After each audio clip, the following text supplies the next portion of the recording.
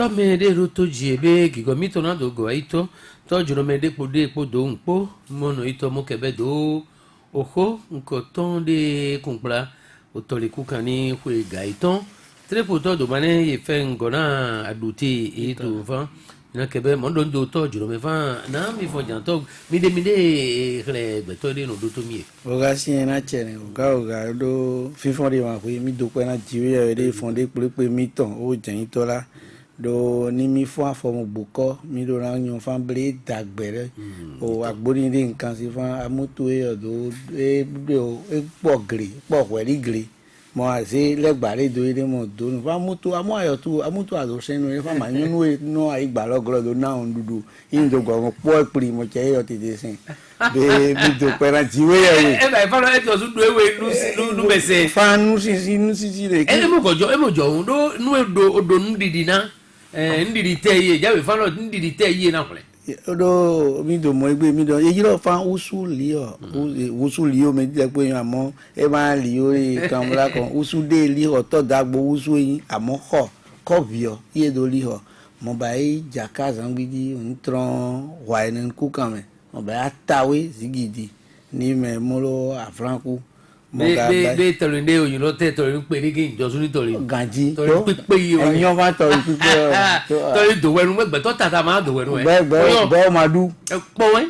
e de mo madu lora o khore be e mada bo re geje ran yo ye wa to su ye mada mo ayo bo re geje o madu bo re geje be ni mo makro je wen na te ko jesu re to ku yo be ku makro je wen na ati de mo fa dio be un tro mo gwa ba ide polo nu do dindin lo tori gbe ni ayiri o tori kun kan ni ayiri mba igbe ido to ogbe na mi do din do na amu wa tan mi ton amu wa nu mi ton o mo gbon ito mo do to baba so ke nje bure ronu ko na pe ye me de do titoro ninu ko tori ku kan de pepe ton po fa takun me de mi pepe ni takun na he mi do po kaka na kwiro ni dudu mo dudu ko mo ajodo na vi na foklengle la lo po mi do gwa no dondo eta won dondo me do titoro nu ko tori ku kan ton lo ipetero o yiro Niko Timo yiro ne te fâche pas pour maniaki so kan debu ye ba président molo nu kona titolo me ho podoni e de ro konkoton mina kebedo toria gonsa go o tole kukan gaiton lo très poto doué ye gaze do toria gonsa do seme podi cheme seme podi lo mone bi ede to ti ro je fa bi ede e ma dena bien do troito do an wazon lo o no emology mo da kweloto tori agonsa o to dene tori gbe mo ne ye do tolome tori no edodo ye do tolome ye mo lo na mi van lo mi si da gbo e lo imo da lo ayi je miton lo yire tron kaka mo agbon ine do fe we po do anyaki de ye na nyan lo yi ye gado du kwe titan de ba itori ku kan lo mi du titan yo lo misrete cheme lo vacon ma trene moyen na toria gonsa on kan lo ji ni tori bosito na lo gonde don lo gonsa mi anya tori bosito lo awito dulo tori bosito lo mi atron moyen avranku mo adu atonte lo avranku mi do tron avranku lo mi mo anya ajera jeme dodo petu ni tori ku kan lo ajera atonto dolo yi mi do go a kogbonu dawe do aduro do wa na tolinde de ro kogbonu lo cheme ro e na hegbon kin konkoton de tolinu yede ti tolo de no bai tre poto dolo yi mi do hen do wa seme poji jeme na do no tori agonsa Apollinaire wusulio o bai depo me din donamo gba donanu mo din wunlewin pradonanu e bai jowa mo nu e bai ayinu o domenu konkoton yo autant de bai tan de bai bieti osu eni tan diki tori agonsa ni hore mfamia kebe de godiro na tori nu e ye gbon tori agonsa roja na ye je tori agonsa jan e go bai folo tori agonsa ye do fe go na du holo do imo dati na tori kun ka pelo mi kebe de gurami oga ena chere ndi fa toro mi to dora mo don do agboni to de pepe npe de pevu de npe nyosi de npe do azon ni ailoji do e ma bo awu ndi fa gbeji zon mi ton do o onu e ba itori nu de pepe ma gande tori bo si to pon ipo hire mi tro do jaka wa po dosu awon na lo ine dosu awon ro ba mi dagbo de dokun tori nu eton ne jaka yo ba yo nu o medie ba e kuira nu iutu ni ero kuira gbe dokun bi e mo ti mo se ni go ayo gbe dokun mo se to baba mi ri no ayo gbe me to iya mi amo go yan ire de mo da mo se to de to hai ni fa onya tori agonsa do kuira ni gbe lo do ba ifan lo ebi yo me na ire re mo de gri don ni ki bi e ga do wa to mo go wa mo se po awon ni o ayo gbe lo bi yo me na mi wu gan ye gbere po lo ni mi togbo yo ki mo da etron e ga do tron mo da re na do wa tori agonsa do idoro mo jama kire hun tron do aje go be magalo agonsa o be ma lo go be tori no itu nu nde utu e don lo fan lo hide hun tron do aje go na lo do tori nu e do go mo go do agonsa wa ze usuli o apolinaire go de gade lo e ma nde po o go bi eton lo se me poji vodun o sinton de ba ya holu pendant tron o tori bo ti to mo da do aje agban do hire no lo jan go ti ewe yao vodun ve si re e mo ho go lo fun lo me lo ine lo agboni to ble pon ni aga o ri o fun elo ine la elo aye ni apa ine e mo ho go lo ine do mla vodun itan ye mo jan go na pon ye ro ho gore ero ho gore kaka wa le go e ma go agbo me tan e hi ho gode beto ni monochrome je go un so go ye ho do mla do na mo go atami to lo di do ki do be gbe ti don lo son to ri bo ti to mo je ege lo kalabi ni gbla me ni mo agbon ito mo aje toto lo kalabi ye do lo jan to ri ege ki do tro ine do aje kalabi toto e po ki na drato o hun da o de ma de ro tan lo me e mo azan ri jan sangbeto de gba itori agonsa ton egbe san ri jan lo ka je gbe de do fo de do e ma fi fo po pla ko san pla ese mo kan ara e mo bai so won ton ha fu we mo je ire bo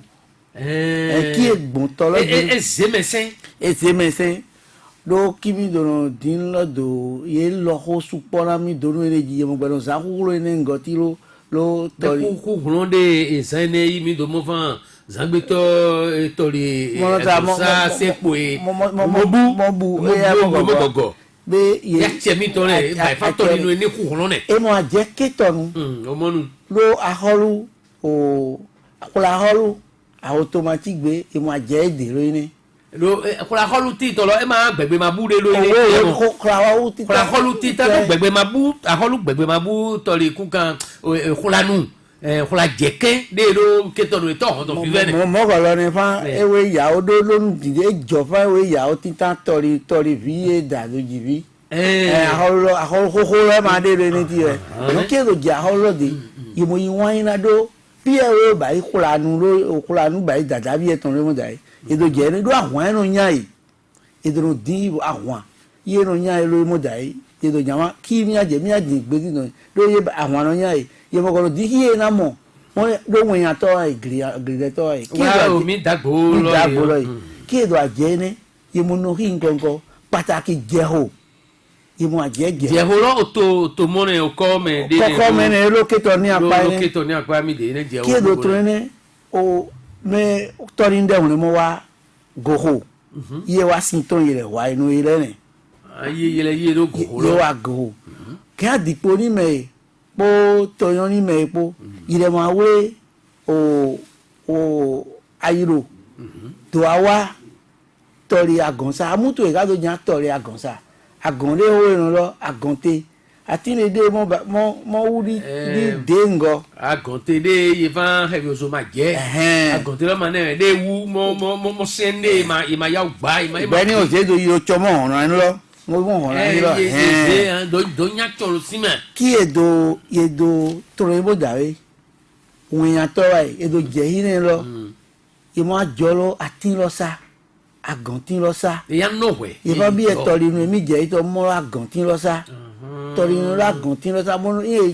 ìbáyìí kaka yíyẹ jẹ àgbàdo ni ìbáyìí tọrí agansa atọrí inú ẹ wà agantin lọ sáré ni kí tọrí inú ẹ nítorí nga yìí de edun ẹnà yìí jane edun ẹnà yìí dó kí edo jẹ tọrí agansa nú ìbáyìí nú mẹsẹ̀ tó yẹ mo do àwọn ọmọgbẹmọ bótú nkọ̀ǹkọ̀ lóyún ni. do by vodun de bi togbo ye do wa to lo me giri eloyin ni. diki vodun de nǹkan ton e àmọ̀ soso lóyún ni. sosoro mi de ro soso lóyún ni ahorúkọ ló tọ́lá agonsa ye do aholuko ni ayédo ahorúkọ yín ni o jẹ́ ní ọmọ kọ̀ọ̀kan ọmọ bódún nkọ̀ǹkọ̀ bódún lé bàbá yìí o kùnù lé tó yàn kùnù àwọn adé fún Biafra ní àwọn adé fún ló àwọn ni. Ye gọ kaka wa ẹni atọli nde ntọrọ yin ne do de ro ahọn ni do mi mẹ do jẹ tọli ahọn sọ̀rọ̀. ẹ fan tọli no ede da wọn ni tiẹ mẹ giri mo do ye ni kọmẹ lo imo da supọ ẹtàn gilẹsi mẹ má jà àwọn ni mẹ gilẹsi mẹ do ki do tọli agonsa lọ bẹ hi pàtàkì de mi jẹ mi do tọrọ yin ne yi mi do awa ọgbọn do awọ agbodo do agboku lo ọgbọn. tọli no ye ni àti àdìpọ̀ lọ. iye dìrátọ kaka bọ awa agbo do ya na họlu lo tán lọ mẹ agbo paripari fi hàn ní pọ̀ do mẹ go e mọ̀ do ya na èrò yìí ni. agbolo iye yìí lọ́jà paripa. beef lọ. iye paripa agbo paripa. e mọ̀ do ya abúlé gbẹ gbọ̀n ẹ ma wọ ẹ mọ̀ yàn bí ẹ kàwé mi do alìjànú èdò yàwìn. e bẹ fọlọ tọli nu ye ni ẹ do lọ alìjànú nù wa ye huhun nù wa tọli nu ye. gbẹdọ yìí lọ se. edo huhun yìí ni nkọ. lẹ́gùn àti hóore. hóore ló bá dẹ̀ dín wọn. kí ló jẹ́ wọ́n dẹ̀ kú yé do adó kí fa yóò wọ àgbo yẹn do tu kila mi àgbo kú. gẹ́gẹ́ àdìpọ̀ yé nù jẹ́ itọ́. yé wọ àgbo ògbẹ́ lọ jẹ́ ní tí wọ́n mọ̀ ewé kọ̀ yé do ahọ́lọ́kọ̀ ẹ̀ tán rí. lo àgbòkú lọ. àgbòkú dọ́n ní òjẹ́ tọ̀rí àgànṣá ẹgbẹ́ tí ọ yé oṣù ngọ́ngọ́ dé èhè sóyún mọ́ dàí dó níyè ètò yìí dé ọ yé máa jónú ètò tó ẹ bẹ́ẹ̀ jẹ́ tọ̀rí lóyún àmọ̀ wà ẹni ní kọ́mẹ̀ ìdẹ́mọ̀dọ̀ oṣù lóyún mọ́ náà dò yìí sùn ló tọ̀rí àgànṣá lọ bẹ́ẹ̀ ni ó jẹ́ dò yìí sùn lọ́dọ̀ ó tọ̀ oṣù lọ́yọ̀ tí ó gbúrò àmọ́ tọ́ dé báyìí tọ́ sísí yé mọ́ yìí o blengora báyìí ní ẹni yà mọ́ gbẹ́gbẹ́ zansin lọ do jira ẹ de do tọlọ yọgbẹ ni àmọ́ vodun de bo ede ni. ní kí vodun de mu. mímí pọ́n hineti àmọ́ àdánfẹ́sù mọ́kọ̀ mọ́ ọ̀wẹ́ àdánfẹ́sù do vodun de ni mọ́ yín ohun tún ẹ mọ́kọ̀ zọ̀hún lóyún ní mo do ohun ẹ mọ́ nípa ẹ mọ́ fẹ́ owó jẹ́ ẹ ní wọ́n fa bẹ̀tọ́ ìgbẹ́rò ohun lọ tó ń jí ẹ mọ́ kẹ́ inú ètò náà tẹ̀ inú ẹ̀kọ́ wa pàtàkì tọ́lẹ̀ àgọ̀nsá kan wà sàǹgbẹ́tọ́ domi mi ti ẹ kó ṣe sàǹgbẹ́tọ́ tọ́lẹ̀ àgọ̀nsá kan hàn tó cháwọn eré ní mọ̀gbọ̀n hàn tó cháwọn eré ti tẹ̀ wé. lo sàǹgbẹ́tọ̀ hàn tó dé ro àtòlẹ̀ àgọ̀nsá lọ yìí ọ̀hẹ́ ọmọlẹ̀ náà mi. ní ìjà ẹ lọ́dọ̀ lẹ̀ sàǹgbẹ́tọ̀ hàn tó dé ro tọ́lẹ̀ àgọ̀nsá ti nàgọ̀ ẹ̀ jí àmọ́ wọ́n pọ̀ nàgọ̀ ẹ̀ jí ó tọ́lẹ̀ ro tọ́lẹ̀ àgọ̀nsá àyè gbà ní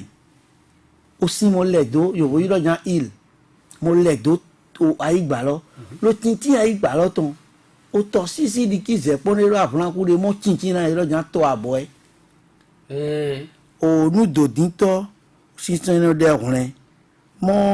mọ báyìí dẹdẹ mọ yá mọ ayé sin lọ dò káyìn rárẹ ẹ báyìí sin kílán dòbò ẹ mọ gbọ àwùtú nǹkan náà tó lọ yìí káká. ó bà fúre sinọ fúre máa ń tẹ̀ sí wọn yìí náà. ẹ ọjà títí ní mọ̀tàlá tọ́ mọ́ ayé lónú ni. ẹ o tọ́ ẹ náà dara do yẹn wọn àbí mi hẹ́ mọ́ gbọ́n. owó máa gbọ̀n yẹ o tọ́ ẹ dara hún ẹ náà ṣe o mọ̀ gbọ̀n tọ́ o mọ̀ gbọ̀n ẹ mẹ̀ tó jẹ́ mọ̀ dà yìí mo jà mọ́ ayé bẹ́ẹ̀ ìrẹ̀ máa yí mọ̀ sá kan ìmọ̀ yí mọ̀ sá nínú ẹgbẹ́ mọ̀ náà ẹ mọ̀ ìdó gbọ́ náà ẹ̀ nà ọ̀sọ̀ jí ẹ̀ ẹ̀ dé sin do ẹ̀ sin bẹ́ẹ̀ sin kílán dò. ẹ mọ̀ nù yẹnu. yẹnu nù jíwu náà títà tán kí n dò mọ̀ dó wa mọ̀ sin ló tìǹtì náà yí gbà àyọ̀sìn ìràwọ̀ lẹ́dọ̀ àìgbà lọ́la ẹ mọ̀ ìfọ̀n tìǹtì kéréwù lè yí òsì lọ́yọ̀ lé. do ìlọjì òsìdé lẹ̀ tó ìlọ eròfò ẹjọ̀ fún nọ̀kọ̀ iye lẹ̀ dì àmọ́ tìǹtì àyígbà kúrò lọ́jì ní ẹgọ̀dọ̀ ire ní ire tó iná sin lọ́mọ ọmọ jọ̀lé mẹ́ ẹ bá fún tọ̀lọ́ tìǹtì. ó tọ̀lọ́ tìǹtì ẹ bá tọ́lí inú ẹ mọ̀ ní dònú ẹ̀ ní ti tẹ̀ pé níbi gọ́ àṣàǹfà lọ́jì àmọ̀ lisajà yé wa kí á dìbò ní ìsànwótò fàrí lisajà ìsànwótò fàrí ní ó tún ní anaho zungbe ifani onade hoto sango to hoto lo evu ne ogo je lo ja popo second hoto je wa popo se kan lo ti osu sango to hoto ne sango to hoto ne afa go to ne omo ami howe lo ya se sango to mi ho we mi se ne gri gbamula sango to hoto afa go to mo ne gbamula aha agbeto mado gidi e ma basin do gidi agbeto ifa agbeto ma do gidi ogi agbeto ma do gidi e ba ifa lo agbeto lo ba okusin ye ma se do gidi ye ma do baki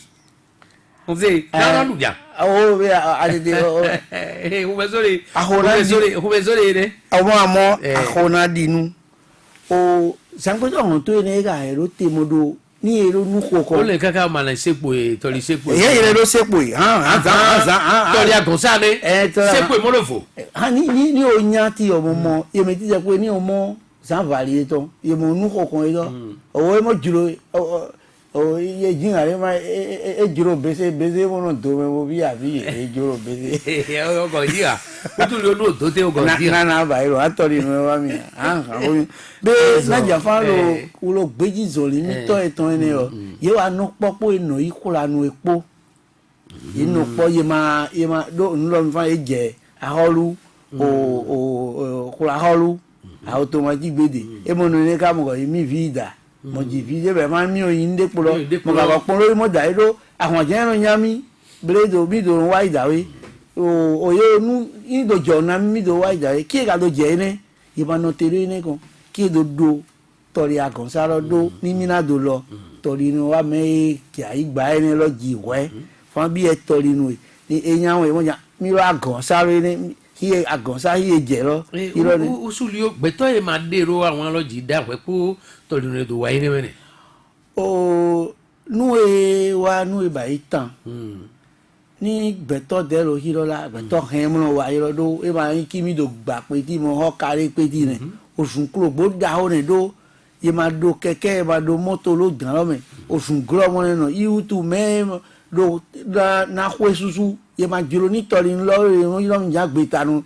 lónú ìwà nù èdò jà gbẹ̀ta lọ lórí mi lónú kan lọ́gọ́ ní pọ́n àgà ìtọ́ nù kan mọ̀ ye mọ̀ fẹ́ fà gbẹ̀ta lọ núyàn tọ́ ẹ̀gà mi kí èjẹ́ nítorí ǹjẹ́ ìrè ọ̀ emo kere àwọn níbere de ro hirora torinu ena yin ko tori agonsa torinu ena yin ko goho be ke do yin fa yire esin aro ne ma yan ewe ino ye lo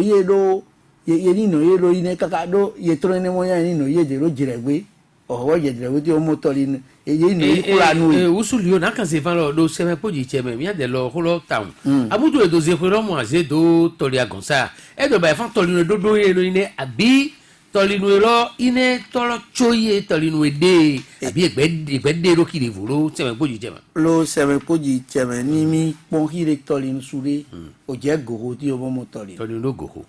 tolinu lo tori agonsa o wa jiregbe to ti o mo tolinu lo ko de me ndi fa jiregbe kan me lo tete gba pe vure lo ire ye gba pe lo ni do lo nu do dindi mi ton me o mi mo fa tolinu ye vu àwọn pe àmọ́ kí aton ene ngo yo goho yelo agonsa yelo de ba ahonkan ito ahonkan pàtàkì lo ye ni kito me o ni ye sian tori nu e wa nu edo ni tori sian e mo kan ha nu e ba igba bibi na mi buru ni e ba igba bibi na do ni mi sian mo ya po do din hi emi agbon be edo siyan ni o je jiregbe o mo tori nu ni o je aholu yeme arrondissement lo tori nu arrondissement ile no du wede lo aholu yeme lo ye pache kaka yan imo ya amo tori nu ere don yero tori agonsa mo gogo mo go ki eporo o kati village de eporo ine se pe tori na lo se pe dodo giri tori ndo se pe ni o gogo nja jiregbe ti mo jan fa aholu yeme o jiregbe hire tori nu ere ye man do hire popongo ye ma mo gba pe do ye no ikura nu eme be do itu fa ikura nu e lo ye ma ga jo tori nu edo o po do ede me ne po ede me do lo lo bibe ko nu mi ton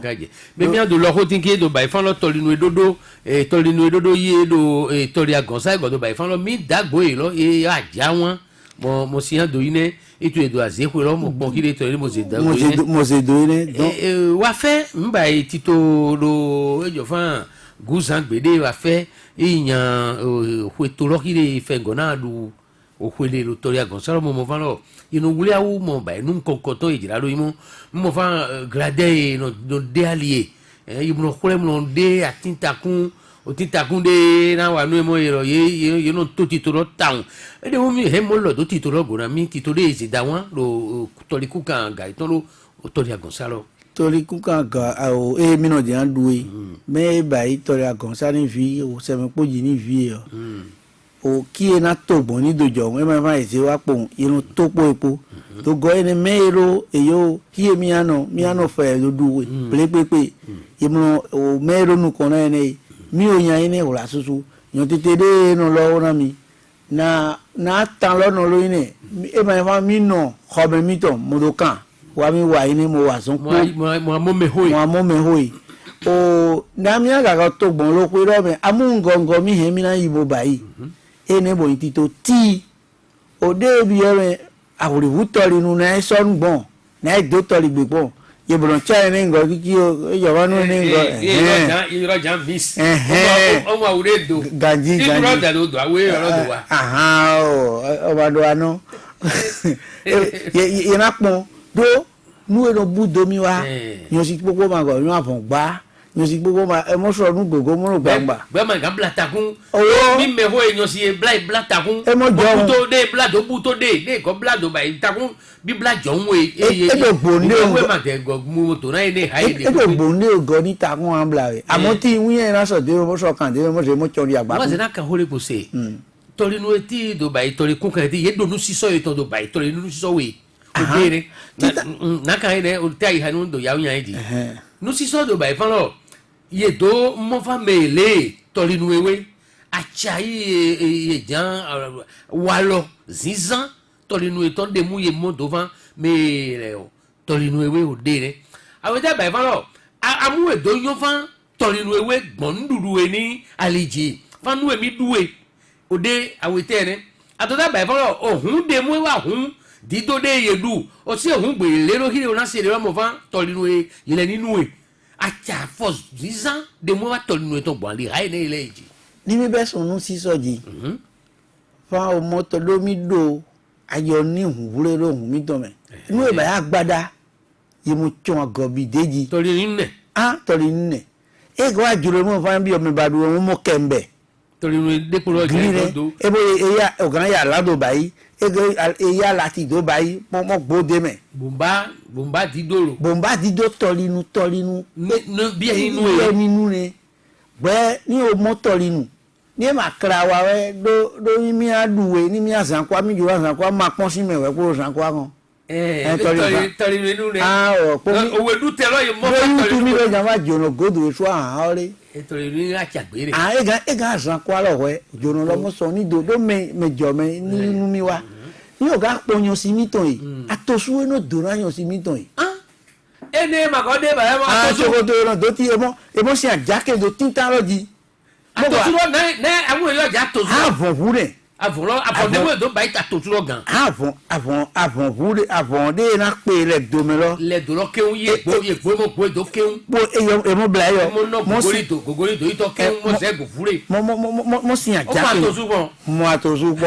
afori ne ya mo atosu na ma atosu na o to dada de no yo ma hona si ne gbo ma hona he ma hona o ma jogbe to de re ma ho to dada kaka do ku yo ma mo e ma hi atokoto atosu to mo si ajake deji atosu titan ne ajake ro mo ne go be ko e bo agba fun re bo deji mo ni na kan wi wa sonu we ki e do tron pa me yi ra do ba atosu ro mo no ni e ga no pa me do sha mi ami gba mi pe o atire won ni o mu kare won ni ado pe mo de won di sisa ye mo gba mi deji e mo sha mo agbala me e mo to ni e mo gbo yenu yon yen man de gbo edero tatuai mi ro yan to le ninu le nu gbo ma do le ro ti ni oga mo me ba hun si ro eme ni so nu ton pa kwa mo awulo ko ni we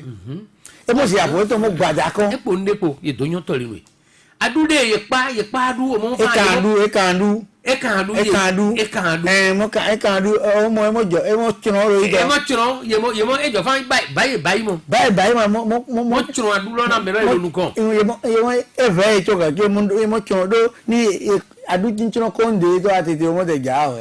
ai bi nene ye o go le wo do go wo le o go wa lo ho to ire ni mi abion dudu me dudu je na da kan do amo npa me kan ho tro we tori hu si ye da kan mo bu kan do ni a kan du kan ro hogbona hu si ye na ta si kan ira he do keke ji mo dun kaka wa gbonu do adu kan do kan buburo ne hun si de da mo yan ki da gbon kaka je ti ni hun si da kan ni be do yan si e ma kwa fun da kan sa me do da kan mo da odu e ma do o ton de blo e ma do ton di kin hai re do ni mi na kan ha lo mo ato de me mi o ne o to do ni mi lo ni kan mi o goro ni mi ka me o bi o goro ma ton so me ni be glacier ire to ni ma ye do glacier mi to tori do ye do go mi o ji do lo ye do go e do kan me be ba be do kan me wo ama o agbegbe o koko makro afrima o teki me yo ago wa ke tuma be tungoma kanade pele mo yon so nedu do ni na da so mo ja tori ni da so mo da singidi go ne oyon asingidi go ma du kan yon bi bra du gra yon gra mo bi bra du e mo da lo le pura to go asingidi go ma du kan go pere aki lo da asingidi go re ye mo da kan e yo kan dida e do asingidi go de furu ni jama tori na du no se yaki de mo yaki ha o da ni roja yaki ha o ni fimi do da o du gbon nde ko go de mo do du o duro krebe to o mo hu no ka je ire ro nya wari ki o do da kran o han lo mo no eji te mo ko heavy day mi o do to ho do wari do du yeke ye do du abu o ko ki o do consigne do da kran lo po ne mo consigne me o han lo do na lo yin wale e wa yiro e lo krebe o mo ti desa dekun deji kabi anke de no ko me mo josin onno tori game onno tori ka onu bo onno te da e ma pon oroga bi e wa bi e ni akra wa o han nu bo ki do ke ka jakna ni o san han ni oga mo dudu ko nde ma go lo kan ro me mo do nu na gbasa oga han lo ni ga ti no nyun dadade to ya ni iyalo sujiro misrete no ine indo monu haine do nyonu haine titepo do oga du flo bu mo ahambo oyan flo bu ahambo mo lo agbeto ni sebo ha edo de floating time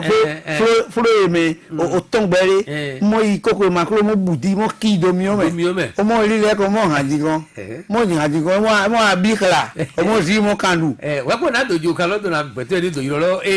amulo wa je chochori kalu tori bi me o na nje gerun gbe ro fura nje chochori ka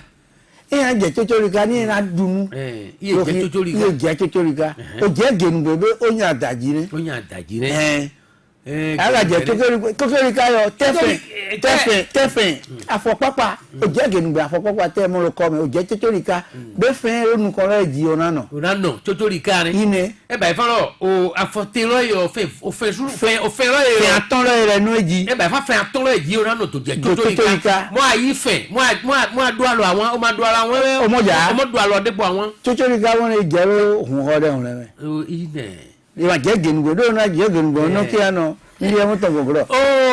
Apoline wusulio na do de mo do tori kukani me no do to tori nu epete podo meji akopodo mipo amudu edo nya tori kukan e ba ifalo tori nu ero ye mo da ayonu ye mo da genu me hai ne tite po ni pe lo kodopo mi to wan na pe no iwo lo yi tu lo tori kukan lo edojo e ma tori nu edodo mi ba depo lo ito do fan tori kunkan e de ro yan o gen to do ni opon tori we mi to ni eja pan lepo ti an kwa engrais de jan eja dollar lepo jan fla nde pepe ri kodo po dollar depo de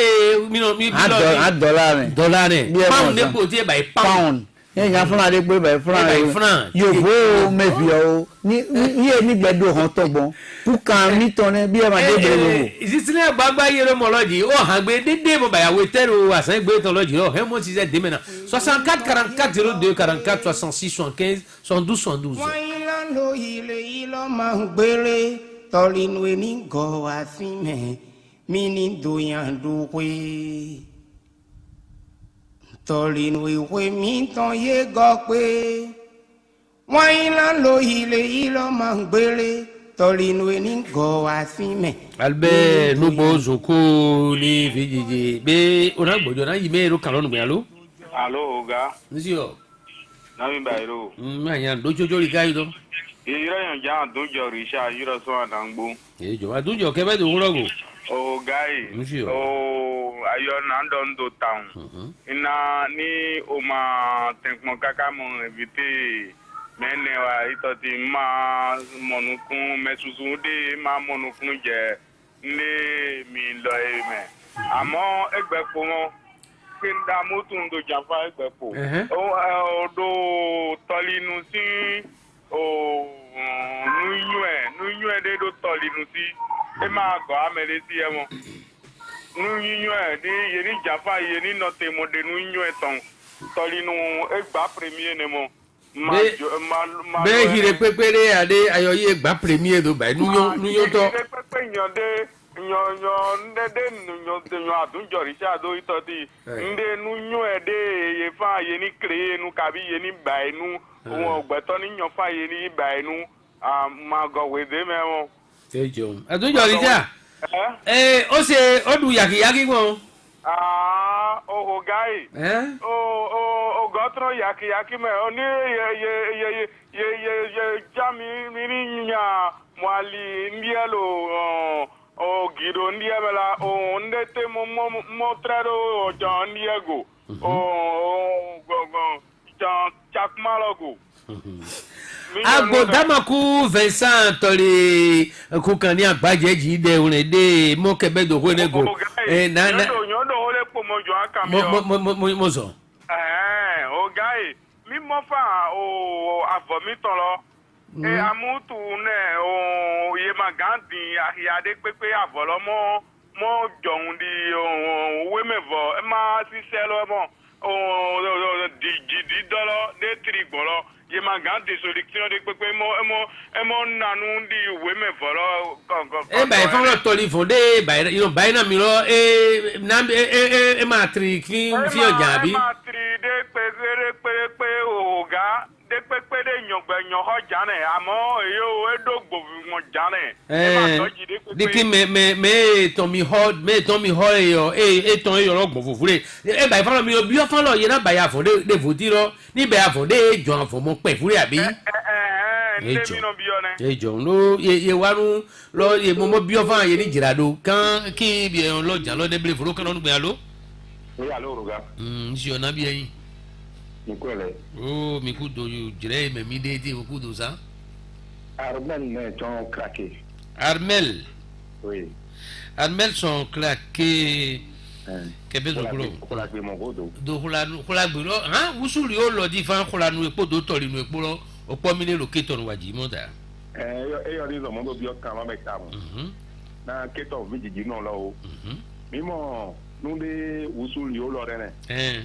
Yewe eno vivi na alovolo mo se torigbe eli ogboji mbai nde robolo yele tinu dolo eli ogboji tinu dolo tamu yewe gonai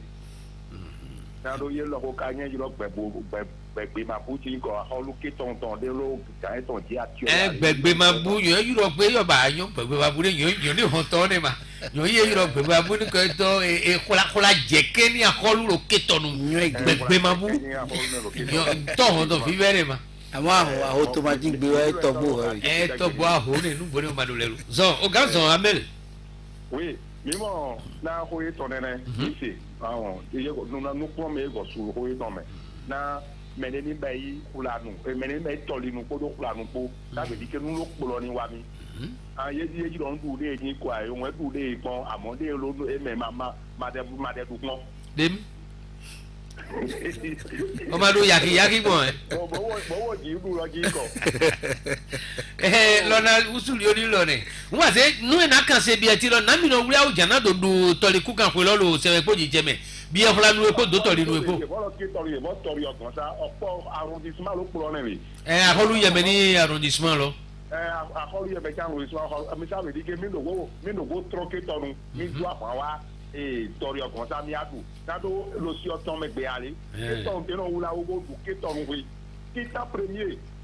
go du ke tonu be yo go bi egbo ye na du mo wuri awu to jira giri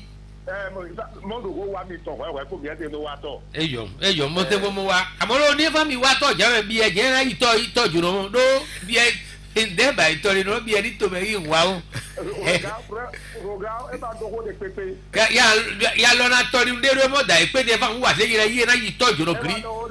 e ma ra je to jiro gbere bu gbe jare mo ayi bi e ni juro ejo amel na ibre furu kan lo mo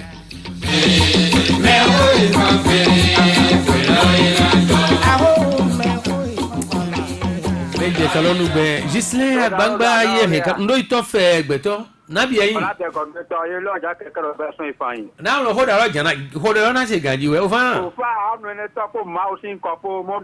dẹ̀ mọ wùsùn. amen níṣẹ. ìlú ajá ìfà tọkùnrin ẹ jùlọ fún àdúrà wẹtọ èjì. amen odonkura odonkura kó abúlógó. ayigade ayide nàtẹ ikọ wẹ nàtẹ ikọ.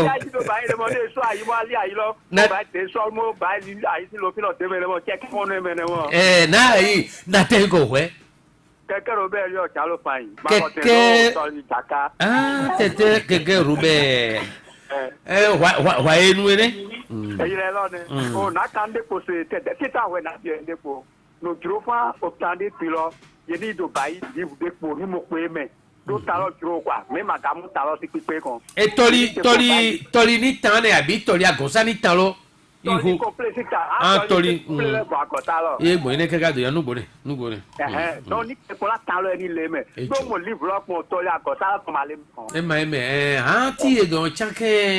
ní ɛfɛ yé nya tó lé mɛ náà àdókò lɔ yé cakɛ dé bá yé tɔli nu ní tán lɔ yé gbé mɛ yé Apollinaire wusuli o yé nya do adi nanami dɔn do tɛ fukɛ wúlé do tɛ dé né nàfàn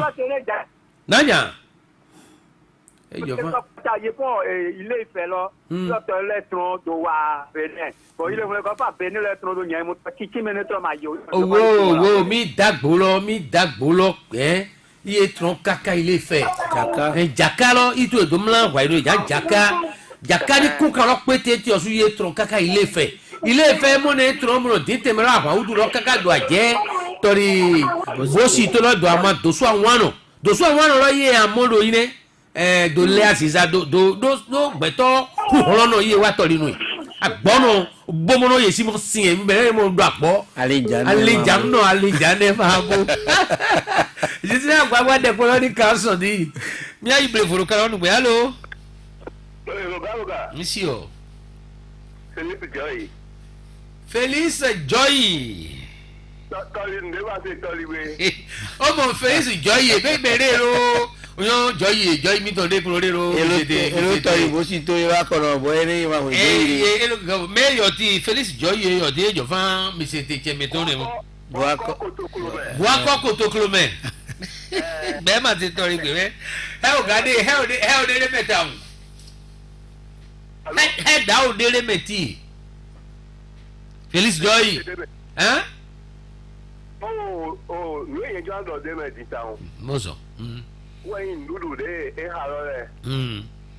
ẹ má dọ̀ pẹlẹbẹ tí dé mẹ́ nẹ́ àárọ̀ pẹlẹbẹ tí lọ́wọ́ ẹ̀ka yìí dúdú ta òun lò. densọ́nù àbí. onúgbẹ̀dẹ̀ wọ̀ pò. densọ́nù yìí dúdú o mo fa nugbore mo tọrọ inú yé do densọ́nù. e gba kúkú àdúrọ̀ tí o tún tọrọ inú yé do. fáyín dá densọ́nù lọ́mọ dúrọ̀ àyè dúrọ̀ yìí mi dùn á kí a kúkú àdúrọ̀ dé. èèkó rẹ. e won da fata o yan fata yi mo don fata Felix Joye tori nu eri nu iwa do idodo ile ne na ibre furo kan nu gbe mo ko so mi lodun o de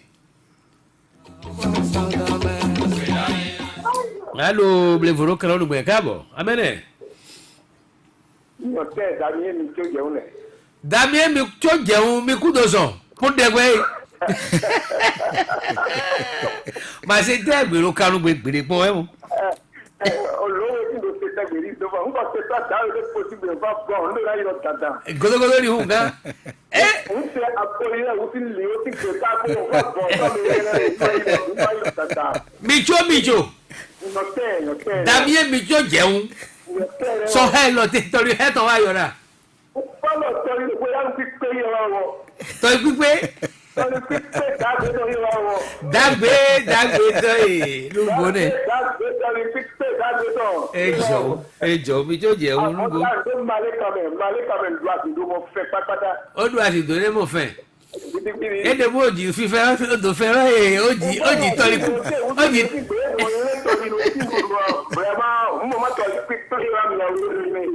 Pípé de rúbọ o ma dúró lẹ́nu rẹ̀. Ẹ máa yọ du yàkìyàkì. Du yàkìyàkì. Mọ̀ jẹ́ tí ó lórí ká dodu. Giri. Damien awudewu mi owure na dodu toli hwelo toli kuka ni hwelo lo seme poji teme toli agosa mi no wula we to ha fini fa ya mi ofa na be agbo to mi o to bi ma mi o to na be la san chawe tero ye mo he kaka do yan de yan san wulo po tedo nugbo ne azan wulo po tedo lo yi na bai ti se po mo se yen po azanwo tọrọ mo pitan e ngo mi efa azanwo tọrọ ni fa mi wa ko lo toro azanwo tọrọ gbe lo mo se tan lo ye ni gbe mi la se tori blebu lo ni tan mo go se tori agonsa ni tan ti o suro gbegbe lo o tano ido lo ora pa lo edo na pi o blebu nu gbone moko donyo tami so fi pe ide vitro ide vitro nu e to iro ni ni jemene mo gba do pitami re no ejo Damien ganono ho modondo mero sime na tite pe modondo mera kaja cheme tolinu de do ra kaja cheme pátápátá ene hayo ke do lo dagbe na mo fa lo dagbe kaka donya kaja singbo ni vidiji akaja mo da singbo policiano me hay ne ese mo fri na do singbo policiano do mo do henku kan singbo ton lo tite pe ejo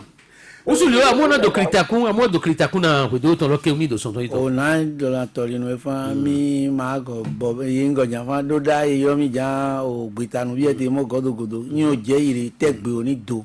do mi de yan wi o me kaka fi mi ton e ni go fa mi ai fi mi ton do pon yo bo gbe kelere ni si tori gbe do yo bo yan we kan ma kan wan be ni mi le ka di do trin ka mo go akuru na sa mi no po do do ejo ndo metite pe o do lo fan ye nze me ngbe lo mo se daga lo ito ndo de tori gbe lo ba me ti tan jenu kan de he tori gbe do wa radio atake wa fe mi go do he kaka mo he wa so le fm do to be ndo me do to mi de preke jisle agbangba ye he mo logo mi do se mi gbe yan roga si ho ton to de do vi si to gbajo roga unye usulio ito usu de liko ye wa yiko e je gagbe mo go pe